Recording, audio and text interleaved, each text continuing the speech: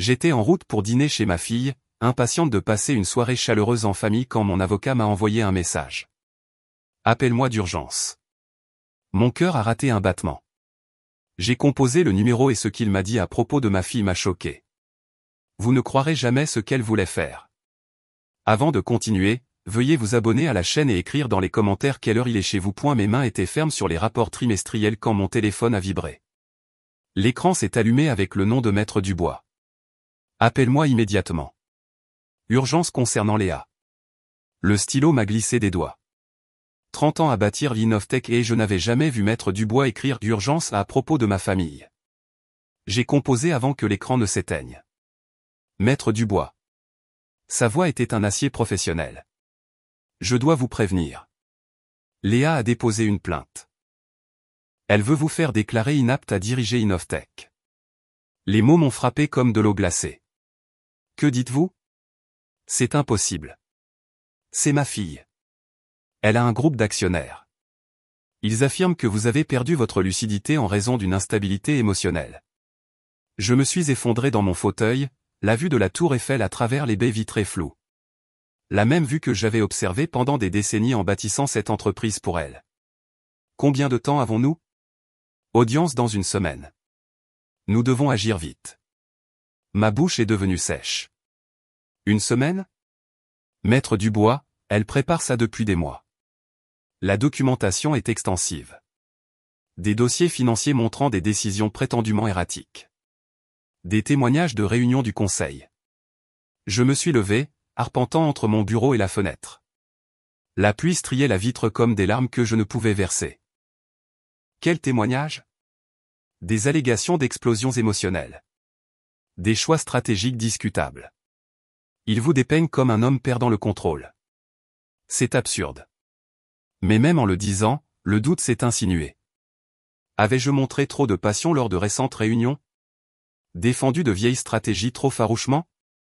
Je sais que ça l'est, mais ils ont des papiers, Maître Dubois, beaucoup. Le bureau me semblait plus petit, soudain les récompenses alignées sur les murs, les photos de cérémonie d'inauguration, tout était insignifiant si ma propre fille pouvait me les enlever. Qui d'autre est au courant? Le dépôt est scellé pour l'instant, mais les actionnaires qu'elle a recrutés Jean Moreau, Sophie Lambert, 3 autres se réunissent demain. J'ai serré le téléphone plus fort. Elle les a recrutés avec des promesses de dividendes plus élevés sous une nouvelle direction. Sa direction. La trahison me faisait plus mal que toute perte commerciale que j'avais connue.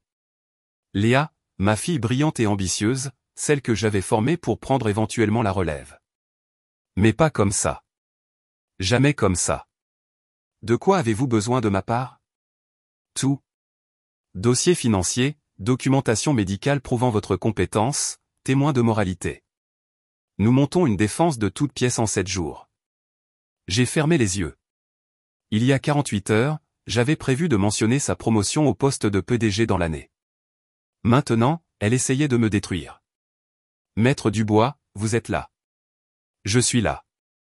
Ma voix me semblait étrangère. Planifiez toutes les réunions dont vous avez besoin. Je libère mon agenda. Bien. Et Maître Dubois, ne la confrontez pas encore. Nous devons d'abord comprendre leur stratégie. Après avoir raccroché, je me suis assis dans l'obscurité grandissante. Les lumières de Paris scintillaient en bas, mais la chaleur avait quitté la pièce. Quitté ma vie. J'ai rassemblé mes affaires machinalement. Manteau, mallette, clé. La même routine que j'avais suivie pendant 30 ans, mais tout avait changé en un coup de fil. L'ascenseur est descendu en silence. 50 étages plus bas, mes jambes tremblaient. Dans le parking, je me suis assis dans ma voiture pendant 10 minutes, les mains sur le volant, essayant de comprendre. Léa dînait en famille ce soir, notre tradition hebdomadaire. Devais-je y aller, faire comme si rien ne s'était passé? L'idée de m'asseoir en face d'elle, de bavarder pendant qu'elle planifiait ma destruction. Mais peut-être avais-je besoin de voir son visage, d'étudier ses expressions, de comprendre qui ma fille était devenue. J'ai démarré le moteur et me suis engagé dans la circulation parisienne du soir, en direction de Neuilly, vers des réponses que je n'étais pas sûr de vouloir trouver. Et la porte d'entrée de Léa s'est ouverte avant que je puisse frapper. Elle se tenait là dans son pull crème, son sourire parfaitement calibré. Papa, pile à l'heure.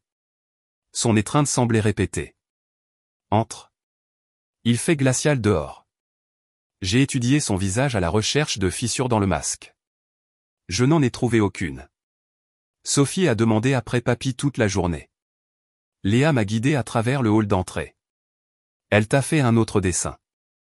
La maison sentait le poulet rôti et les mensonges. Je l'ai suivi dans la cuisine ouverte où Marc mettait la table. Il a levé les yeux avec une énergie nerveuse. Maître Dubois, ravi de vous voir. Sa poignée de main s'est attardée trop longtemps. Je vous sers un verre? Du vin? Quelque chose de plus fort? Du vin, c'est bien. J'ai observé Léa se déplacer dans la cuisine, efficace, contrôlée, de la même manière qu'elle gérait les réunions du conseil. Sophie a fait irruption, vêtue d'une salopette tachée de peinture. Papy. Je l'ai soulevé facilement, reconnaissant d'avoir quelque chose d'authentique dans cette maison de faux-semblants. Qu'est-ce que j'entends à propos d'un dessin? C'est nous au bureau. Regarde, c'est toi à ton grand bureau. Et c'est moi sur la chaise pivotante. Elle m'a tendu un dessin au crayon. Des bonshommes bâtons aux couleurs qui ressemblaient au logo d'Innovtech. Innocente, confiante, tout ce que sa mère n'était pas, c'est magnifique, mon cœur. J'ai embrassé son front, surprenant Léa en train de nous regarder. Quelque chose a traversé son expression. Culpabilité, calcul. Sophie, va te laver les mains pour le dîner, a dit Marc, sa voix trop joyeuse. Léa se déplaçait entre la cuisinière et le comptoir avec une efficacité rodée. Papa, tu as l'air fatigué. Peut-être devrais-tu te reposer davantage. La question piège. J'ai rencontré son regard. Le travail me maintient en forme. Au fait, comment ça va au département financier? Elle a fait une pause, la cuillère en bois à mi-chemin de sa bouche pour goûter. Ne parlons pas de travail au dîner. Depuis quand? J'ai gardé un ton léger. Tu adores habituellement discuter des projections trimestrielles. Pas ce soir. Elle s'est tournée vers la cuisinière. Le temps en famille est sacré. Sacré comme la loyauté l'était autrefois. Marc s'est raclé la gorge. Sophie a fait ce dessin pendant son cours d'art aujourd'hui. Elle a parlé de visiter le bureau à nouveau. Peut-être la semaine prochaine, ai-je dit, me demandant si j'aurais encore un bureau la semaine prochaine. Sophie a grimpé dans son siège rehausseur. Papy, tu peux raconter l'histoire du premier ordinateur? Quelle histoire, mon cœur? Quand tu as construit l'entreprise dans le garage. J'ai jeté un coup d'œil à Léa. Elle coupait le poulet avec une précision chirurgicale. C'était avant que ta maman ne naisse. Nous n'avions rien d'autre que des idées et de la détermination. Et mamie Hélène a aidé, a ajouté Sophie. Le couteau a fait une pause. Les épaules de Léa se sont tendues. Oui, ai-je dit doucement. Mamie Hélène a aidé pour tout. Le silence s'est étiré. Marc l'a rompu en mettant de la musique d'ambiance, quelque chose de classique et de sûr. Le dîner s'est déroulé avec une normalité artificielle. Sophie a bavardé à propos de la maternelle.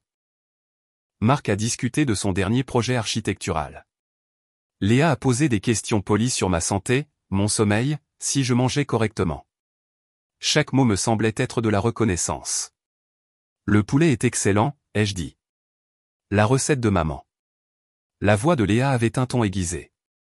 Elle disait toujours que la cuisine était une question d'amour, pas de perfection. Une autre déclaration lourde de sens. Hélène avait dit cela généralement en essayant de me faire passer moins de temps au bureau. Elle était sage sur beaucoup de choses. Oui, elle l'était. La fourchette de Léa a cliqué contre son assiette. Elle comprenait les priorités. L'accusation planait dans l'air. Sophie a regardé entre nous, sentant le courant sous-jacent. Papy, pourquoi es-tu triste? De la bouche des enfants. Je ne suis pas triste, mon cœur. Je réfléchis juste. À quoi? À quel point j'aime nos dîners de famille. Les yeux de Léa ont rencontré les miens à travers la table. Pendant un instant, j'ai vu la petite fille qui attendait à la fenêtre que je rentre à la maison. Mais l'instant est passé. Plus de vin, a demandé Marc, tendant déjà la bouteille. La soirée s'est traînée. Dessert, café? Sophie me montrant ses derniers dessins. Des rituels familiaux normaux masquant une trahison extraordinaire. À 20h15, je me suis levé pour partir. Merci pour le dîner. Comme toujours, c'était parfait. Léa m'a accompagné jusqu'à la porte. Papa, tu es sûr que ça va? Tu sembles différent ce soir. J'ai étudié son visage. L'inquiétude semblait sincère. Peut-être l'était-elle. Peut-être s'était-elle convaincue que c'était pour mon propre bien. Je vais bien, mon cœur. Je réfléchis juste à l'importance d'Innovtech pour moi, pour notre famille. Quelque chose a changé dans son expression. La garde montait. Conduis prudemment. Les routes sont glissantes ce soir. Je lui ai embrassé la joue. Elle ne s'est pas retirée, mais elle ne s'est pas penchée non plus. Bonne nuit, Léa. Bonne nuit, papa. La porte s'est refermée derrière moi avec un léger clic. Je me suis tenu sur son perron, la pluie commençant à tomber à nouveau.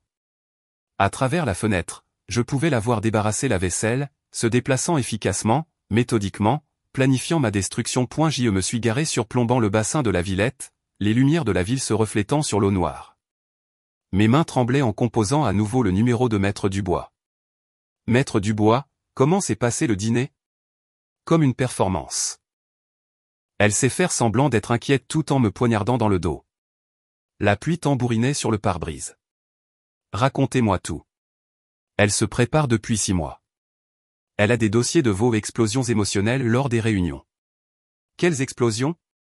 Je me suis toujours contrôlé. La réunion d'acquisition d'Andersen quand vous avez rejeté leur offre à bas prix. Apparemment, vous avez élevé la voix. Elle l'a documenté comme irrationnelle, une colère menaçant les relations de l'entreprise. Je me suis souvenu de cette réunion. J'avais été passionné, pas en colère. Il y avait une différence. Quoi d'autre? Des décisions financières. Elle les a qualifiées de sentiments au-dessus de la stratégie, le partenariat caritatif avec la Fondation d'Hélène, le programme de fidélisation des employés, des choses qui coûtaient de l'argent mais n'étaient pas strictement rentables. Ma gorge s'est serrée. C'était de bonnes décisions. Je sais, mais elle les présente comme des choix émotionnels plutôt que logiques pour l'entreprise. J'ai démarré le moteur, ayant besoin de bouger. Quel est son calendrier? Audience vendredi prochain. Si elle gagne, elle obtient le contrôle temporaire pendant que vous subissez une évaluation psychologique. Et si je refuse, les actionnaires peuvent me voter dehors de toute façon. Elle a suffisamment de soutien. J'ai traversé les rues vides de Paris, assimilant l'étendue de sa trahison. Non seulement m'attaquer, mais démanteler tout ce que j'avais construit avec une précision minutieuse. À la maison, je suis monté à mon bureau. 30 ans de souvenirs tapissaient les murs, récompenses, photos, les vestiges d'une vie réussie. J'ai ouvert mon coffre-fort et en ai sorti les lettres d'Hélène, celles qu'elle avait écrites pendant ces derniers mois quand elle savait qu'elle mourrait. Quand elle avait essayé de me prévenir sur les priorités, nous avons besoin de ton attention plus que l'entreprise. Elle pense que tu ne l'aimes pas. J'avais rejeté les préoccupations d'Hélène à l'époque. Léa réussissait, était indépendante, s'épanouissait. Comment pouvait-elle douter de mon amour? Mais le doute avait apparemment dégénéré en quelque chose de plus sombre. J'ai trouvé le dossier intitulé le accent aigu à personnel, dossier scolaire, bulletin, photo d'événements d'entreprise où elle s'était tenue à mes côtés, fière et enthousiaste. Quand cette fierté s'était-elle transformée en ressentiment? Mon ordinateur a sonné avec un email crypté de Maître Dubois. Des documents légaux. La plainte formelle de Léa, dense d'accusations et de recommandations médicales, le sujet présente une volatilité émotionnelle croissante et un attachement à des pratiques commerciales dépassées. Son refus d'adopter des stratégies d'entreprise modernes suggère une flexibilité cognitive diminuée compatible avec une démence précoce ou une dépression suite à la perte de son conjoint. Dépression suite à la perte de son conjoint. Ils utilisaient la mort d'Hélène contre moi. Utilisant mon chagrin comme preuve d'incompétence. J'ai versé 3 doigts de whisky et j'ai continué à lire. Des témoins de moralité qui avaient témoigné de mon jugement déclinant. Des analystes financiers qui argumenteraient que mes décisions étaient motivées par l'émotion. Des experts médicaux prêts à suggérer que j'avais besoin d'une intervention compatissante.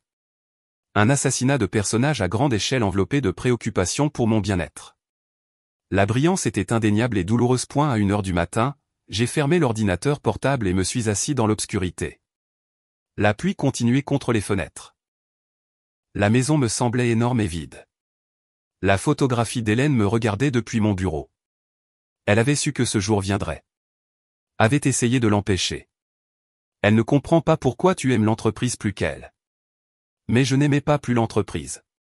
Je l'avais construite pour elle, pour l'avenir de notre famille. Chaque nuit tardive, chaque dîner manqué, chaque sacrifice avait été pour eux. D'une manière ou d'une autre, j'avais échoué à communiquer cela. Échoué à montrer à Léa que mon ambition était de l'amour exprimé dans la seule langue que je connaissais. Maintenant, elle parlait une langue différente, le langage de la guerre d'entreprise, et elle l'avait bien apprise. Trop bien. J'ai ouvert mon téléphone et j'ai commencé à taper des notes. Des noms d'alliés, des stratégies potentielles, des moyens de prouver ma compétence tout en démantelant son dossier. Si Léa voulait une guerre, elle en aurait une. Mais elle avait sous-estimé son adversaire.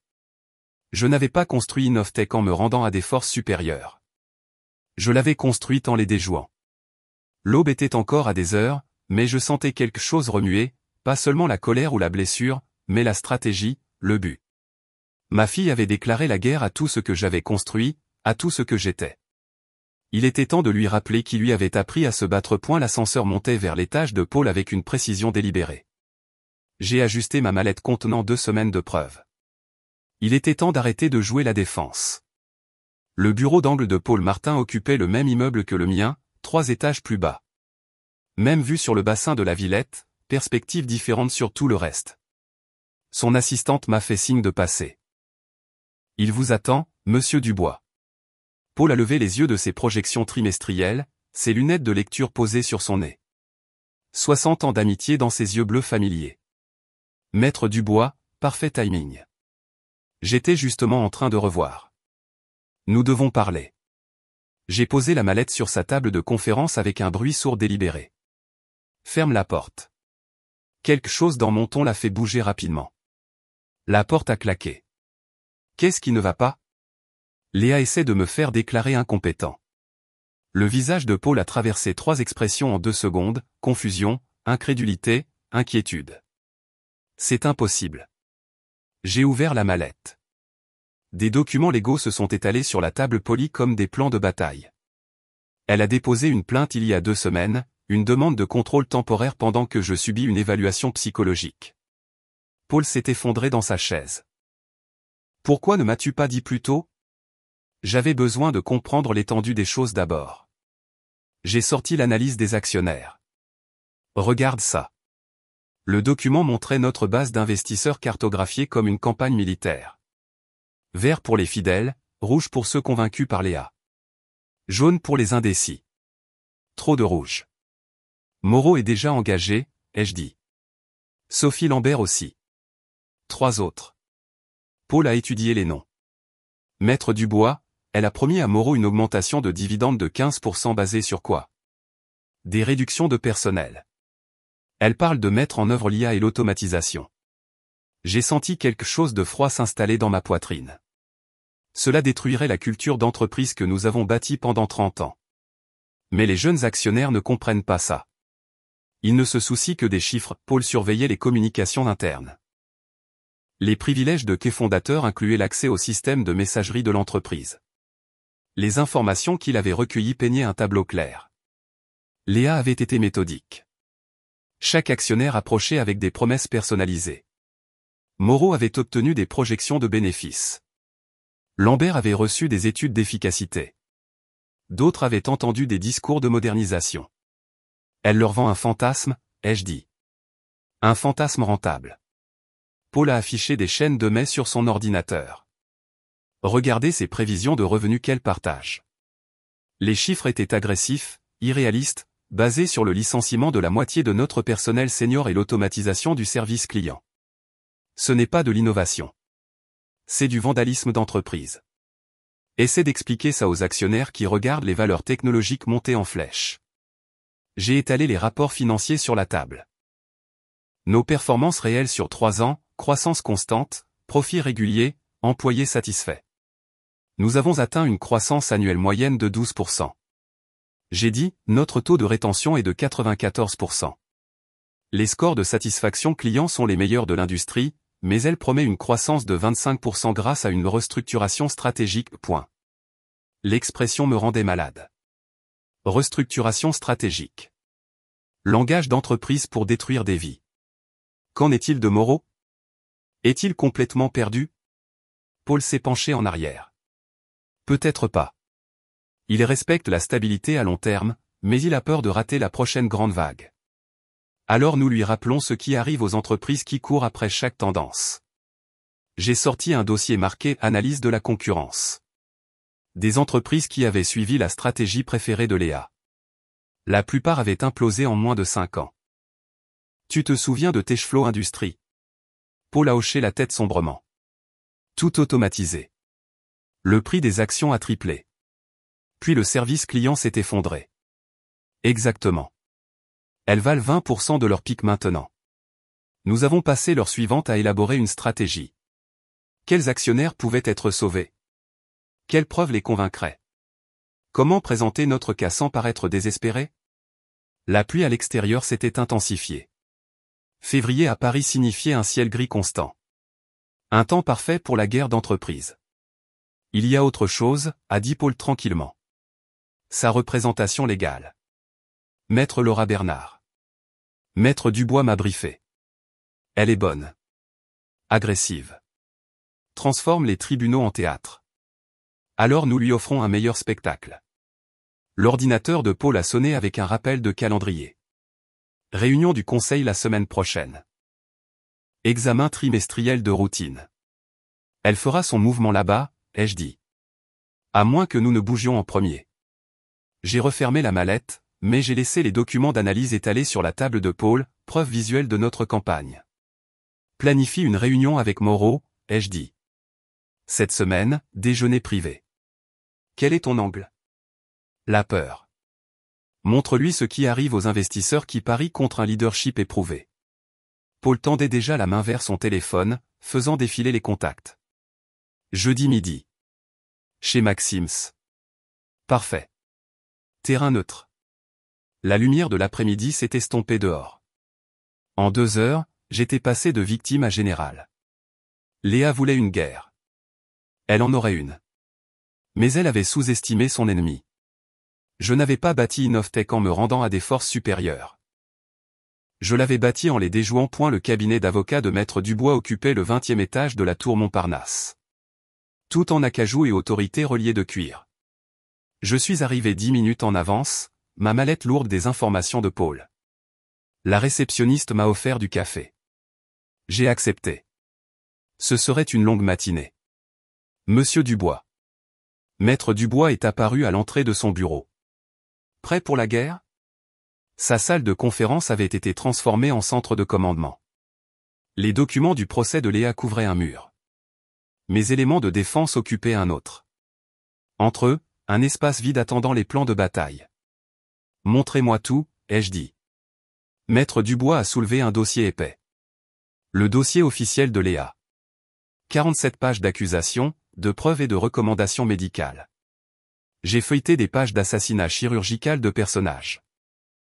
Chaque défense passionnée des valeurs de l'entreprise recadrée comme une instabilité émotionnelle.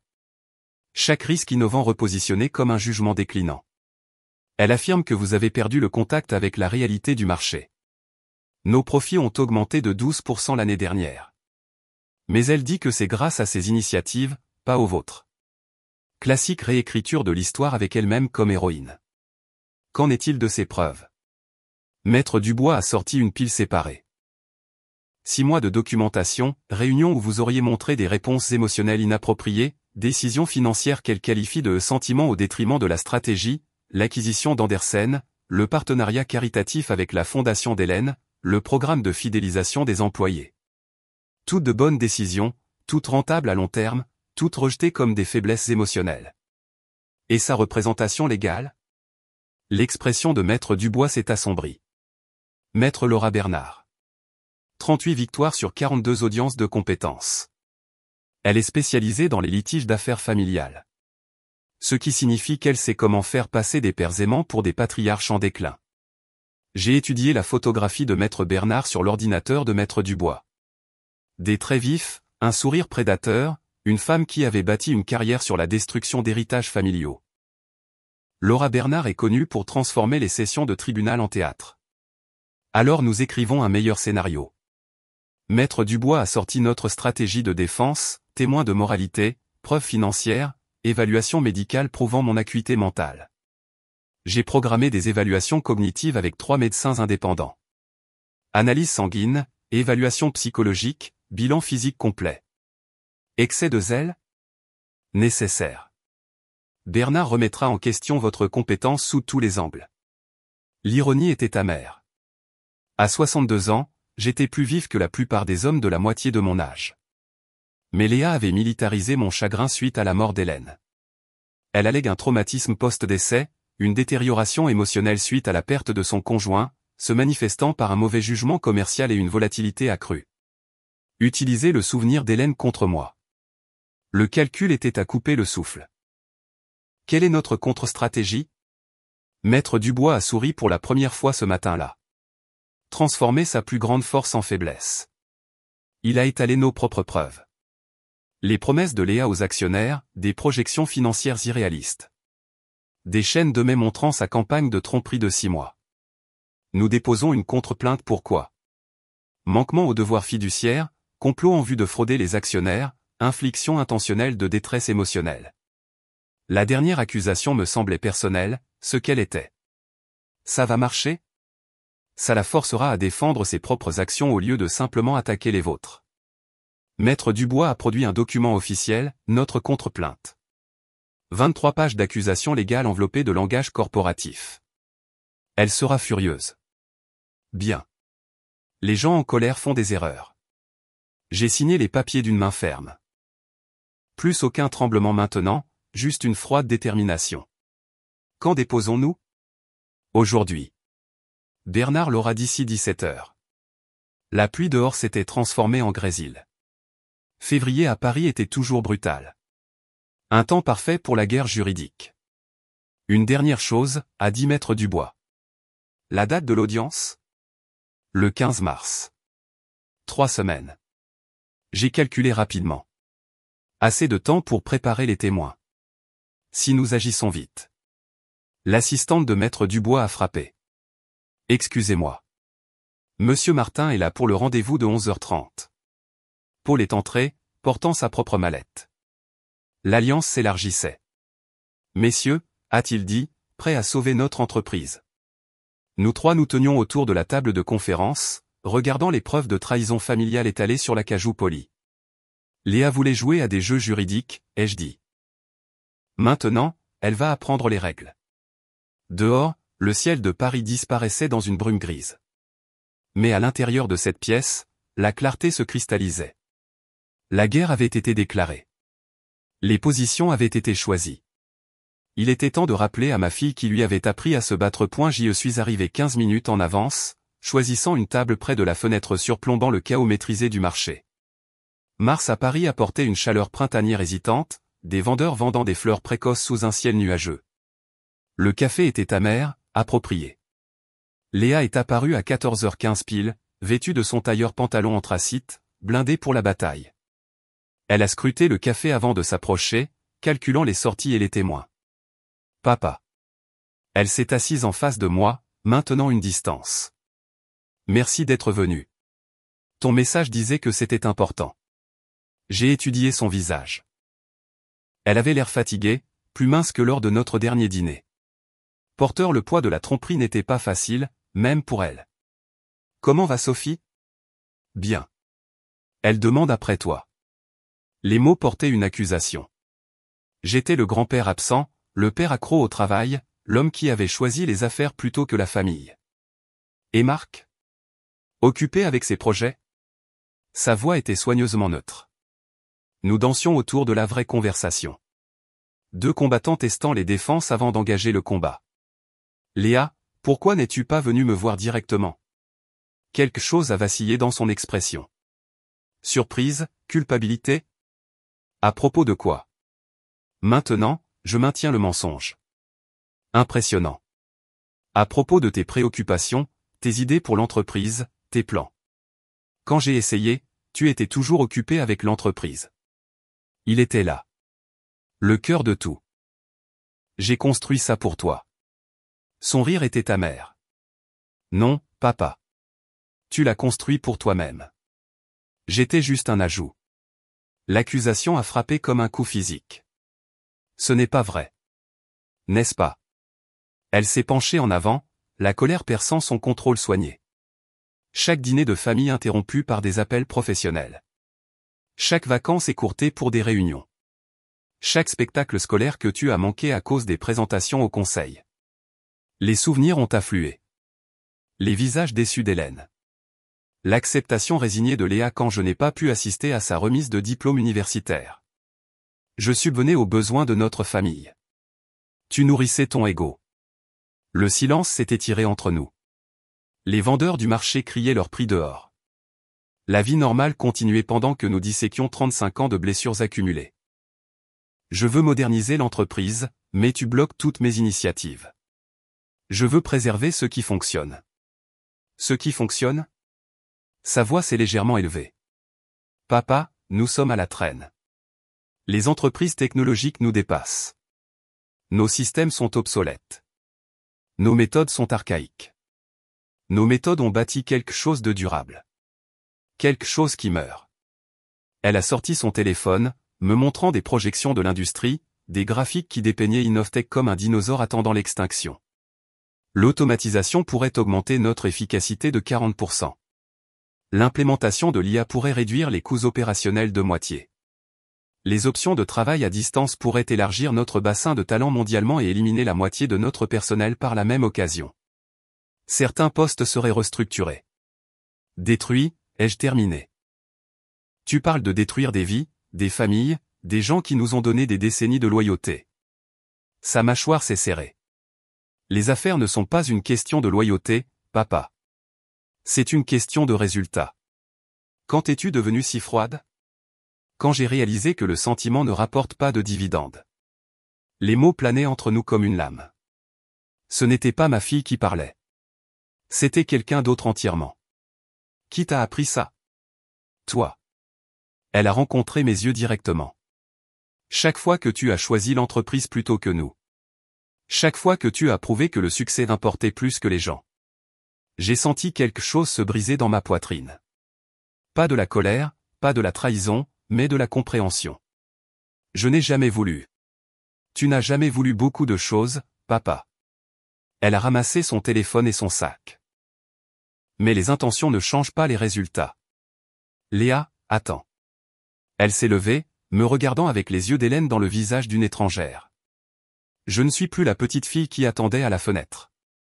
Je n'ai pas besoin de ton approbation. Je n'ai pas besoin de ta permission, et je n'ai pas besoin de ton entreprise.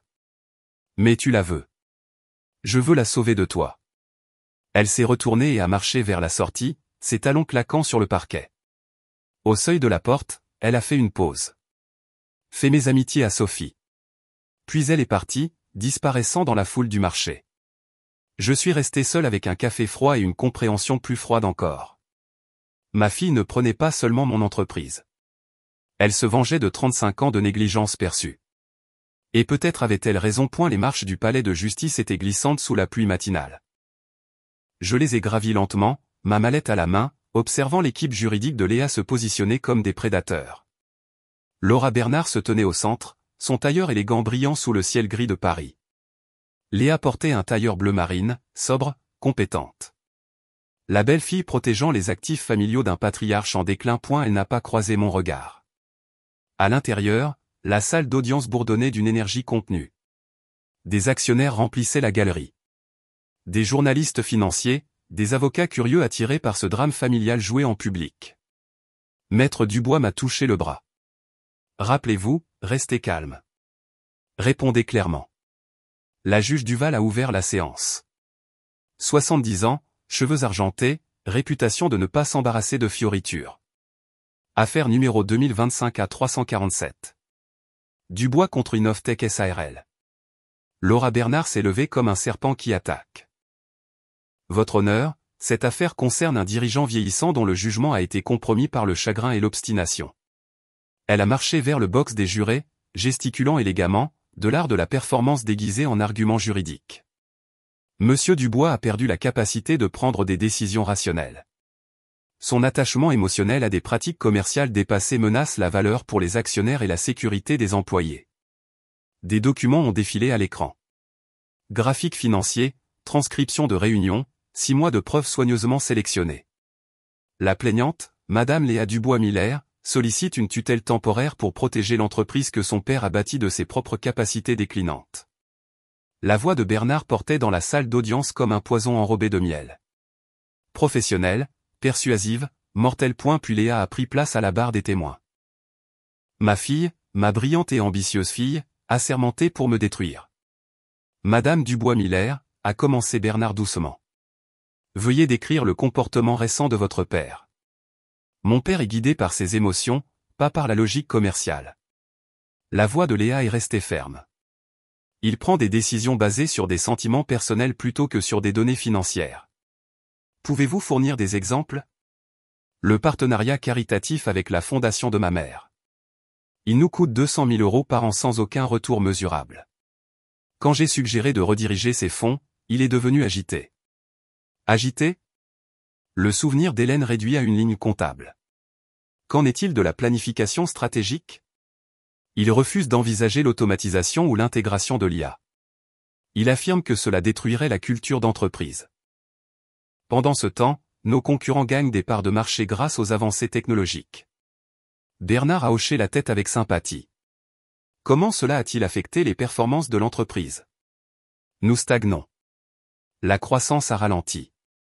Les indicateurs d'efficacité sont en retard par rapport aux normes de l'industrie. Des mensonges enveloppés de demi-vérités. Notre croissance était stable, durable. Nos employés étaient loyaux parce que nous les traitions comme des personnes, pas comme des ressources. Selon votre opinion professionnelle, de quoi l'entreprise a-t-elle besoin? D'un nouveau leadership, de stratégie moderne. De se concentrer sur les profits plutôt que sur le sentiment. Les mots frappaient comme des coups physiques. Ce n'était pas ma fille qui parlait. C'était quelqu'un d'autre entièrement. Le contre-interrogatoire de Maître Dubois fut chirurgical. Madame Dubois-Miller. Quelle a été la marge bénéficiaire d'Innovtech le trimestre dernier?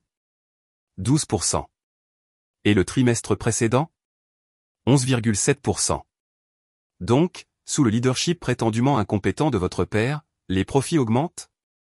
Les fluctuations à court terme n'indiquent pas une viabilité à long terme. Qu'en est-il de la fidélisation des employés? 94% annuellement. La moyenne de l'industrie est de. Léa a hésité. 67%. Donc votre père maintient une satisfaction des employés supérieure à la moyenne de l'industrie tout en augmentant les profits. La fidélisation peut indiquer une résistance aux changements nécessaires. Maître Dubois a souri froidement. Ou un leadership exceptionnel. Bernard a objecté. La juge a maintenu, mais le mal était fait. Jean Moreau a témoigné ensuite. Direct, axé sur le profit. Nous avons besoin d'un leadership qui donne la priorité à la valeur actionnariale. Madame Dubois-Miller comprend les réalités commerciales modernes. Quand la séance du matin a pris fin, je me sentais épuisé. Regarder sa fille disséquer publiquement sa compétence exigeait une force que je ne savais pas posséder. Mais Maître Dubois m'a serré l'épaule. Phase interminée. Demain, nous ripostons. Dehors, la pluie printanière parisienne continuait. Léa est passée sans me saluer, entourée de son équipe juridique.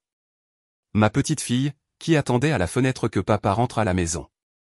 Maintenant, elle ne pouvait plus attendre que je disparaisse. Mon assistante a frappé doucement. Monsieur Dubois, il y a quelque chose que vous devez voir. Sarah a posé un dossier sur mon bureau marqué « Communication des employés confidentiels ». Son visage était sombre. Léa a tenu des réunions privées promettant des augmentations de salaire qui nous ruineraient. J'ai ouvert le dossier. Transcription de réunion, fils de courriel, 6 semaines de promesses secrètes à des employés clés, 20% d'augmentation de salaire dans l'ingénierie, 30% pour les chefs de département, des options sur actions qui n'existaient pas. Où avez-vous obtenu ça? Les gens parlent, Monsieur Dubois, surtout quand les promesses semblent trop belles pour être vraies. Paul Martin est arrivé alors que je lisais le pire. Son expression correspondait à celle de Sarah. Nous avons un problème, Maître Dubois. Il a laissé tomber sa propre mallette sur la table de conférence. Léa approche de nouveaux actionnaires, des fonds de pension, des groupes d'investissement, vous dépeignant comme un obstacle à une croissance explosive. Paul a sorti des courriels imprimés. Léa promet aux employés 20% d'augmentation de salaire sur la base de quoi? De la magie. Elle leur dit que l'automatisation réduira les coûts si drastiquement que des augmentations massives sont inévitables. Les mathématiques étaient impossibles. Même une automatisation complète ne générerait pas suffisamment d'économies pour les augmentations promises. Elle commet une fraude. Ça s'améliore. Paul a allumé son ordinateur portable. J'ai surveillé les communications internes. J'ai trouvé quelque chose d'intéressant sur son avocate. Le visage de Laura Bernard est apparu à l'écran. Une photographie professionnelle jointe à un article de presse. Bernard a été sanctionné par le barreau il y a 2 ans. Parjure dans une affaire similaire. Temporairement suspendu de la profession. Mon téléphone a sonné. Le numéro de Maître Dubois. Maître Dubois. J'ai des preuves que Laura Bernard a violé les normes éthiques. Quel genre de preuves? Elle a préparé le témoignage de Léa. Lui a dit exactement quoi dire, comment formuler les accusations. C'est de la subornation de témoins. Les pièces du puzzle s'assemblaient. La performance polie de Léa n'était pas de la confiance naturelle. Elle avait été scénarisée. Plus important encore, a poursuivi Maître Dubois, j'ai trouvé des irrégularités financières dans la gestion des comptes de Léa. Quelles irrégularités? Léa a transféré des fonds entre les comptes sans votre consentement. 3 occasions distinctes. Montant total, 847 000 €. Le chiffre a frappé comme de l'eau glacée. Pourquoi faire? Frais juridiques, paiement de consultants, dépenses de campagne pour sa tentative de prise de contrôle. J'ai regardé Paul. Son expression a confirmé qu'il entendait cela aussi. C'est de l'abus de confiance. Techniquement, c'est une utilisation non autorisée de fonds d'entreprise, mais oui, c'est un comportement criminel. Paul s'est penché en avant. Cela pourrait changer la direction de l'affaire. Plus que changer. Cela pourrait la détruire. L'ironie était amère.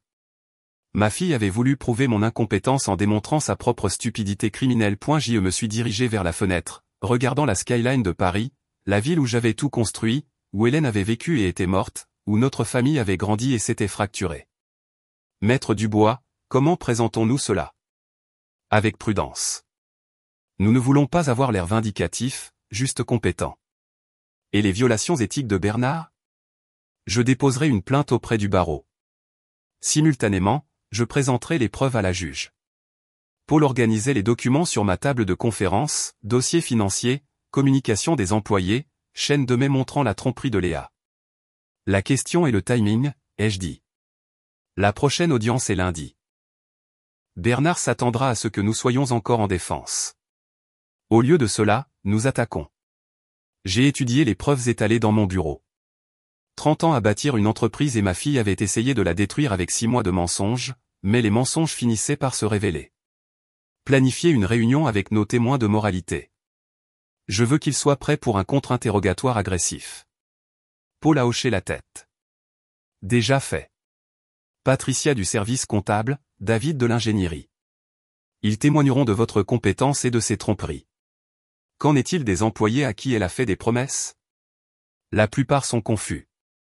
Ils lui ont fait confiance, mais les chiffres ne correspondent pas, le soleil de fin d'après-midi pénétrait par les fenêtres de mon bureau. Paris en avril pouvait être magnifique quand la pluie s'arrêtait. Je rentrerai tôt, ai-je dit. Préparons notre présentation ce soir. Paul a ramassé ses documents. Nous avons suffisamment de munitions pour couler un cuirassé. Espérons que nous pourrons les viser avec précision. Après leur départ, je suis resté seul dans mon bureau. Le silence était différent maintenant, non pas vide, mais concentré. Demain, nous rappellerions à tout le monde qui avait bâti Innovtech et pourquoi elle méritait mieux que les ambitions désespérées de ma fille. Le palais de justice était différent cette fois. La tension crépitait comme de l'électricité alors que toutes les parties s'assemblaient. Léa était assise avec Bernard, confiante de leur précédente performance. Elle n'avait pas vu ce qui allait arriver. La juge Duval a ouvert la séance. Maître Dubois, vous pouvez présenter des preuves supplémentaires. Maître Dubois s'est levé lentement, délibérément, un prédateur qui avait trouvé une proie blessée. Votre honneur, La plaignante a mené des opérations financières non autorisées. Bernard s'est levé d'un bond. Objection. C'est hors de propos. Rejeté. Continuez, Maître Dubois. Maître Dubois s'est approché de la table des preuves comme un chirurgien sélectionnant ses instruments. Au cours de la phase de découverte, nous avons trouvé 3 transferts non autorisés depuis les comptes de l'entreprise. Montant total, 847 000 €. Le chiffre a résonné dans la salle d'audience. Le visage de Léa est devenu pâle. Ces fonds ont été utilisés pour financer la campagne juridique de Madame Dubois-Miller contre son père sans approbation du conseil, sans documentation, sans autorisation. Maître Dubois a projeté des relevés bancaires sur l'écran de la salle d'audience, date, montant, compte bénéficiaire. Cela constitue un abus de confiance de fonds d'entreprise. Bernard se démenait. Votre honneur, ces accusations sont des tentatives désespérées de discréditation. Désespérées ? Maître Dubois a souri froidement. Ce sont des relevés bancaires. Les mathématiques ne mentent pas, il s'est tourné vers Léa. Elle semblait plus petite d'une certaine manière.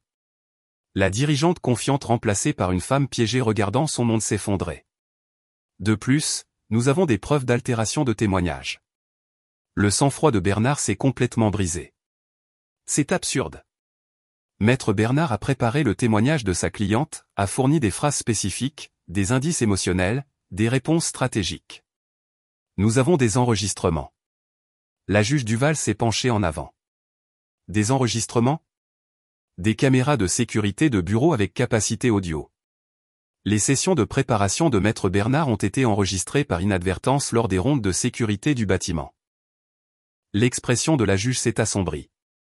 Je veux que ces enregistrements soient examinés immédiatement. Quand mon tour est venu de témoigner, je me sentais calme, centré, prêt. Monsieur Dubois, a commencé Maître Dubois formellement, depuis combien de temps gérez-vous Innovtech ? 30 ans. J'ai fondé l'entreprise en 1995 avec 50 000 € empruntés sur ma maison. Revenu annuel actuel, 247 millions d'euros. Bénéfice net, 29,6 millions d'euros. Nombre d'employés. Avez-vous été déclaré incompétent par un professionnel de la santé ? Non. J'ai subi une évaluation complète le mois dernier. Test de fonction cognitive, évaluation psychologique, examen physique. Tous les résultats étaient normaux pour mon âge. Maître Dubois a présenté mes rapports médicaux. Des bilans de santé impeccables de 3 médecins indépendants. Selon votre opinion professionnelle, pourquoi votre fille intente-t-elle cette action en justice ? J'ai regardé Léa. Elle fixait ses mains, incapable de croiser mon regard. Elle croit que j'ai donné la priorité à la culture d'entreprise plutôt qu'au profit maximum. Elle veut mettre en œuvre des mesures d'automatisation et de réduction des coûts qui élimineraient des emplois et réduiraient les avantages sociaux des employés. La maximisation du profit est-elle toujours la bonne stratégie commerciale ? Non. Une croissance durable exige d'équilibrer la rentabilité avec la satisfaction des employés, la fidélité des clients et la responsabilité communautaire. Comment cette philosophie a-t-elle affecté les performances de l'entreprise ? Nous avons maintenu une croissance constante pendant 30 ans. La fidélisation des employés dépasse les normes de l'industrie. Les scores de satisfaction client restent dans le 95e percentile. Maître Dubois a hoché la tête. J'ai géré cette entreprise pendant 30 ans et je connais chaque chiffre, chaque employé, chaque décision stratégique. Ma fille veut sacrifier la stabilité à long terme pour des gains à court terme. Le contre-interrogatoire de Bernard fut désespéré. Monsieur Dubois, n'est-il pas vrai que vous avez résisté à la modernisation ?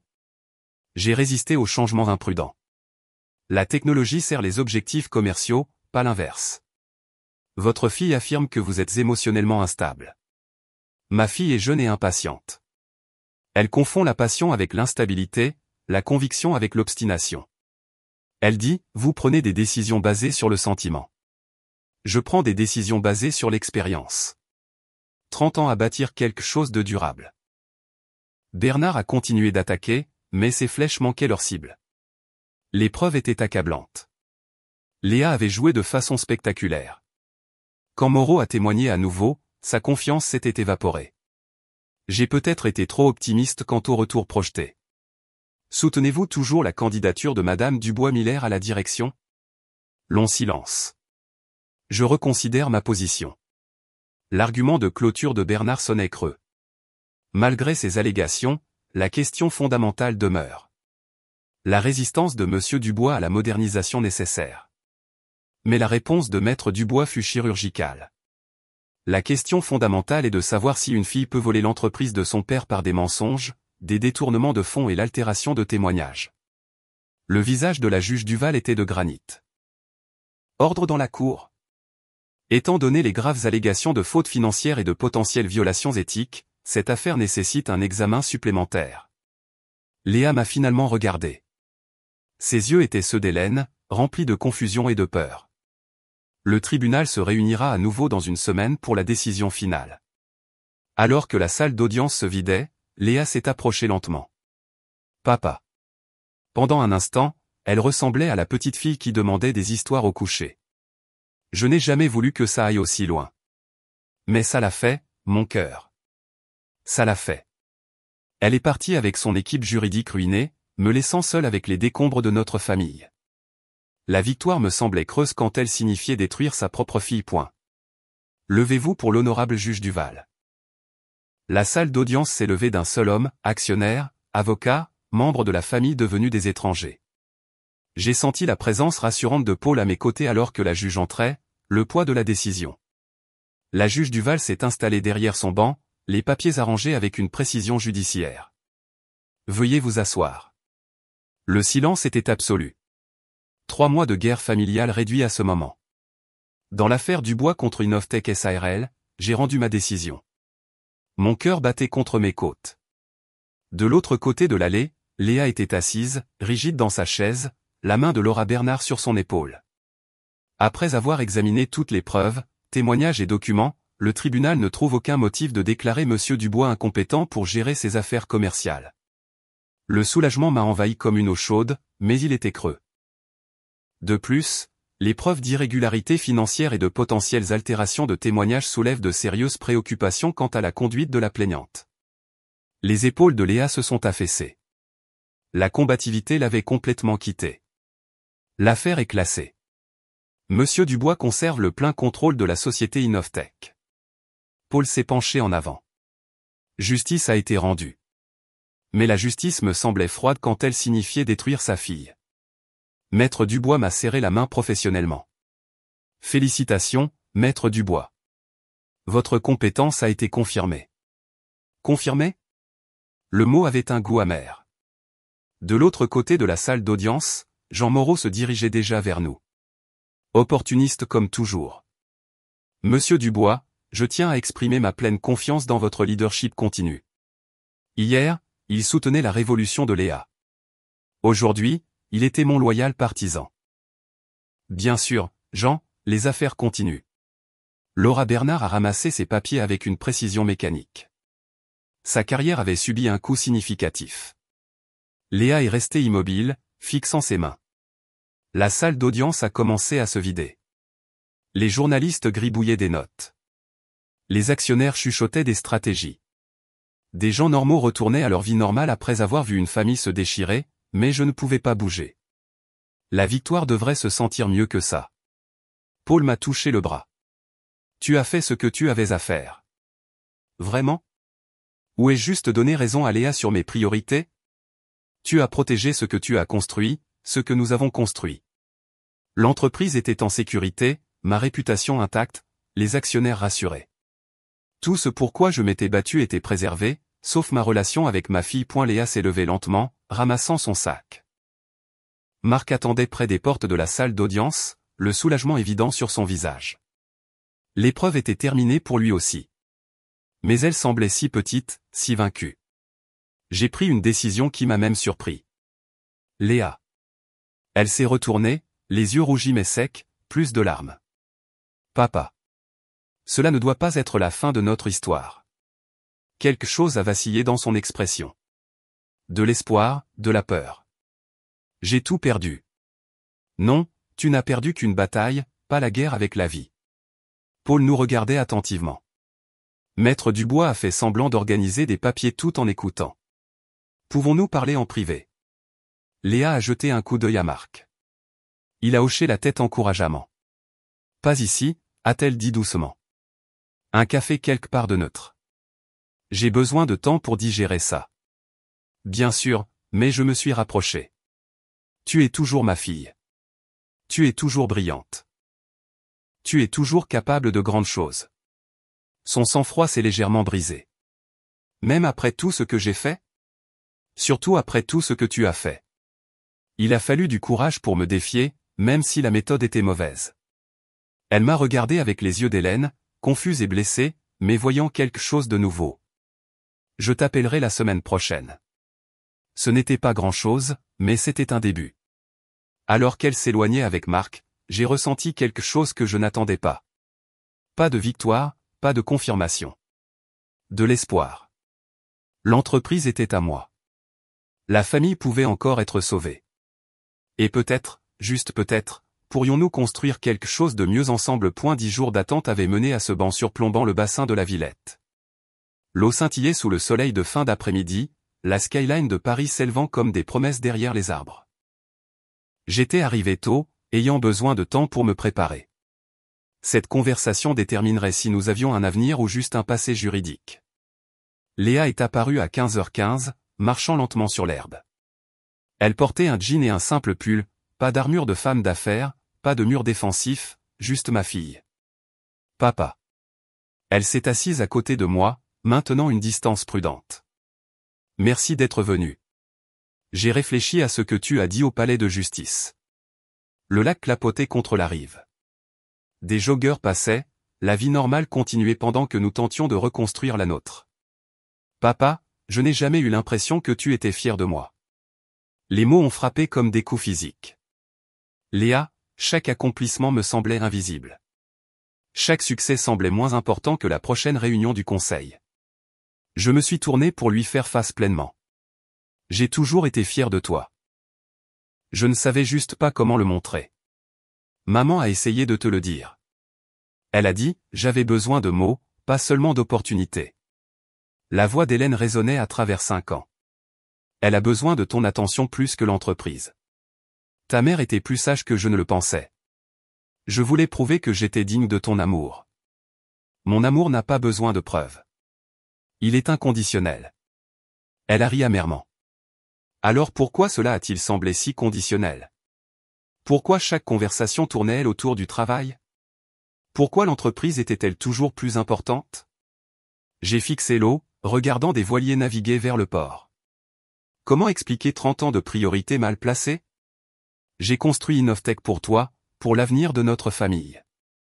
Chaque nuit tardive, chaque dîner manqué, chaque sacrifice, je pensais assurer la sécurité. Mais tu fournissais aussi de la distance. Oui, je l'ai fait. L'aveu me semblait libérateur. J'ai confondu pourvoir avec éduquer, le succès avec l'amour. Les yeux de Léa se sont remplis de larmes.